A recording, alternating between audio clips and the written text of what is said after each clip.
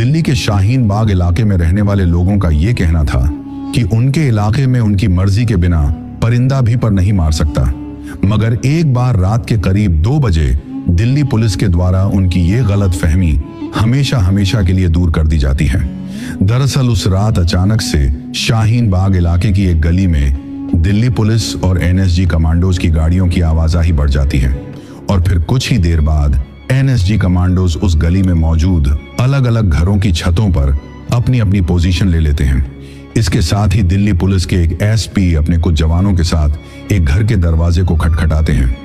दरवाजा खटखटाने के कुछ देर बाद ही अंदर की तरफ से एक सफेद रंग का कुर्ता पजामा पहना हुआ शख्स उस दरवाजे को खोलता है। जैसे ही वो शख्स दरवाजा खोलता है तो दरवाजे के बाहर खड़े दिल्ली पुलिस के वो जवान पल भर में ही उसे अपनी हिरासत में ले लेते हैं। और जब तक दिल्ली पुलिस के उन जवानों के द्वारा उस शख्स को हिरासत में लेने के बाद गली के बाहर सड़क पर खड़ी हुई गाड़ी में नहीं बैठाया गया, तब तक ऊपर की तरफ अपनी अपनी पोजीशन लेकर बैठे हुए एनएसजी के कमांडोज पूरी तरीके से अगल बगल में अपनी नजरें गड़ाए हुए थे ताकि इस कार्यवाही में किसी भी तरह की कोई भी चीज बाधा ना बन पाए। क्योंकि इनपुट ये मिला था कि जिस शख्स को वो लोग उठाने के लिए आए थे,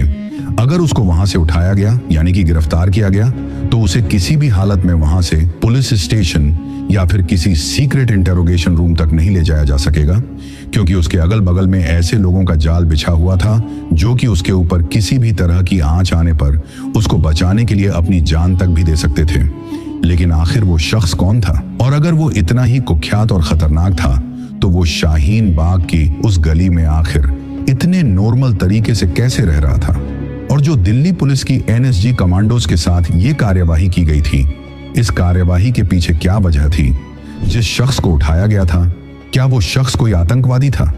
या फिर वो कुछ ऐसा करने वाला था जिसकी वजह से कुछ बहुत बड़ा खतरा पैदा होने वाला था? इन सब सवालों का जवाब आपको इस वीडियो के अंदर मिलेगा, इसलिए वीडियो को पूरा देखना मत भूलना। दरअसल उस रात दिल्ली पुलिस के द्वारा जिस शख्स को उठाया गया था, उस शख्स का नाम मोहम्मद शेख था। लेकिन मोहम्मद शेख कोई आम इंसान नहीं था, बल्कि पिछले कुछ दिनों से वो एक ऐसी साजिश रच रहा था जिस साजिश के तहत उसके निशाने पर कोई और नहीं बल्कि भारत के प्राइम मिनिस्टर नरेंद्र मोदी थे।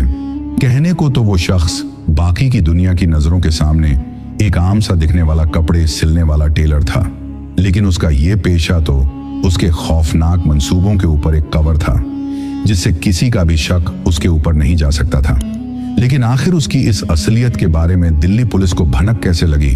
और वो मोदी